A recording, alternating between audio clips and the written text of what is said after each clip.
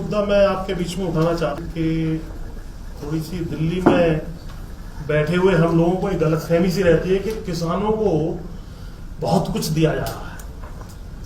सारा किसान आकर के पूरे देश को लूट रहा है, सारी सब्सिडी दी जा रही है और बड़ा जो है घटिया किसान है इस देश का कि कमबख्त आ जाता है हर बार तीसरे चौथे महीने के, लाओ ये दे दो और वो कर्ज माफी कर दो। तो ये अशोक गुलाटी जी का एक छपा था, ओईसीडी की एक रिपोर्ट आई है, उसमें ये कहा गया है कि पिछले 17 सालों में किसानों को हमने क्या दिया और किसानों से हमने क्या लिया। नेट प्रभाव भारत में ये है कि 17 सालों में 45 लाख करोड़ रुपया, दोबारा बता देता हूं, बीच में खांस गए थे, कोने तक पहुंची नहीं आवाज, 45 लाख करोड़ रुपया हमने किसानों का छीना है। ये चौधरी पुष्पेंद्र सिंह नहीं कह रहा है, 36 देशों की संस्था ओईसीडी की एक रिपोर्ट है, उसमें लिखा गया है।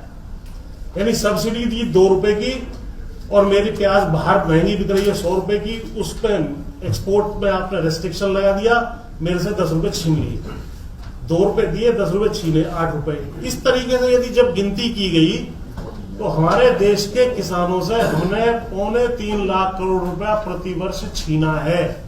तो एक तो ये दिल्ली में बैठे हुए जितने भी इंटेलेक्चुअल्स हैं वो एक गलतफहमी निकाल दें कि किसान को हम कुछ देते हैं, ये गलत है, किसान से हम उल्टे लेते हैं। इसी रिपोर्ट में यह कहा गया है कि ओईसीडी कंट्रीज पिछले साल 2016 में चाइना ने $232 बिलियन की मदद अपने किसान को नेट की, जो 17 लाख करोड़ रुपया बैठता है, और ओईसीडी कंट्रीज ने भी लगभग इतनी ही $235 बिलियन, जो लगभग 17 लाख करोड़ रुपया बैठता है, दी। और हमने -25 बिलियन $2016 में। यानी हम किसान से लेते हैं और ढोल पूरे विश्व में ये बजाते हैं, पूरे देश में ये बजाते हैं कि किसान को हम देते हैं, हमने ये सब्सिडी दे दी, वो सब्सिडी दे दी। अगर आप सब्सिडीज क्या दी और क्या उससे लिया हिसाब लगाएंगे तो ये -25 बिलियन है एक ही साल का, और 17 सालों का है ये हिसाब किताब 45 लाख करोड़ रुपया। तो पहला तो मेरा ठोस सुझाव ये है कि ये जो हमें देते हो आप लोग, जो गवर्नमेंट मंकी है, we want the government monkey off our backs. अरे हम कहां बेचें, किसको बेचें, कितना बेचें, किस रेट पे बेचें, ये हमारे ऊपर छोड़ो ना। हमसे कौन खरीदे कौन ना खरीदे, हम बाहर बेचें, आपको बेचें। अब आप देखिए, आपको 2 रुपए किलो अगर आलू प्याज बेचना है या वो गेहूं चावल बेचना है तो आप जाने, उसका बोझ हमारे ऊपर क्यों डालते हो। उसके पीछे एक ही नीति है आपकी कि आपको इन्फ्लेशन टारगेटिंग करनी है। इन्फ्लेशन में आपको 46% वेटेज खाद्य पदार्थ का है, उसके लिए आपको किसान सबसे अच्छा दिखाई देता है। आज जब अखबार मैंने उठाया तो उसमें, क्योंकि बुधवार है, तो बिग बाजार वालों का एक पर्चा निकला, उसकी फोटो में लाया हूं। उसमें लिखा था कि भाई वेडनेसडे को हम सस्ता बेचते हैं और आज हमारा सस्ता 15 रुपए किलो आलू और 22 रुपए किलो प्याज है, सस्ता। यानी जो आदमी यहां शहर में बैठा हुआ खा रहा है उसे भी सस्ता नहीं मिल रहा, लेकिन यही चीज हमसे 2 रुपए किलो और 1 रुपए किलो, और हमने फेंकने पे मजबूर हुए थे 2 महीने पहले, आपको सब रिपोर्ट पता है खान साहब। तो ये बीच का जो तंत्र है, यानी 60-65 करोड़ जो किसान है वो सस्ता बेच कर मर रहा है, और 60-65 करोड़ जो कंज्यूमर है वो महंगा खरीद के मर रहा है।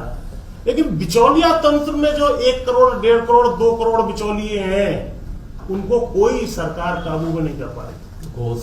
उसको अगर आप काबू में कर लें तो मेरा 10 रुपए किलो प्याज जाएगा, आपको 15 रुपए किलो मिल जाएगा। लेकिन उसको काबू करने में हम असफल रहे हैं।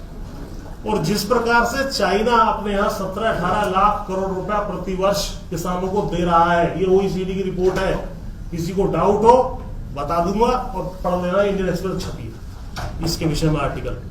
इसमें मेरा ये सुझाव है कि साहब आप हमें डायरेक्ट बेनिफिट दे दीजिए, हमसे बाकी सारा अपना सामान जो भी है हमारे ऊपर रेस्ट्रिक्शन हटाइए और सारी सब्सिडी हटा करके हमें डायरेक्ट बेनिफिट ट्रांसफर करिए हमारे खाते में, और वो करिए 10,000 रुपए प्रति एकड़ प्रति सीजन। बस ये 2 आइटम होने चाहिए। उसके अलावा हम सारा प्रोड्यूस भी कर देंगे, खिला भी देंगे। एक्सपोर्ट चाहोगे एक्सपोर्ट कर लेना, रखना चाहोगे रख लेना, खिलाना चाहोगे खिला लेना। लेकिन ये रेस्ट्रिक्शंस में जब तक कृषि रहेगी तब तक कोई संभावना नहीं है।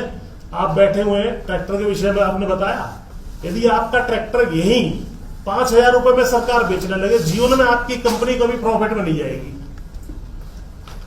तो मेरा गेहूं 2 रुपए किलो में क्यों बेचा जाता है इस देश में? 1 रुपए किलो में जो है चावल 2 रुपए किलो में क्यों बेचा जाता है? आपका 5,000 रुपए में अगर बिकने लगे ट्रैक्टर, मारुति वाले से कह दिया जाए जितने प्रोड्यूस कर रहे हो केवल दिल्ली में बेचेगा तू, तो गली गली में मारुति की कार ऐसे खिंची फिरेगी। तो ये रेस्ट्रिक्शंस जब बिजनेस के ऊपर नहीं है तो किसानों के ऊपर ये रेस्ट्रिक्शंस क्यों है? क्योंकि हमें सस्ता भोजन खिलाना है। अरे सस्ता भोजन खिलाना है तो आप झेलो ना उस बात को, उसका बोझ हमारे ऊपर क्यों डालते हो? किसानों के ऊपर उस बात का बोझ क्यों डाला जा रहा है?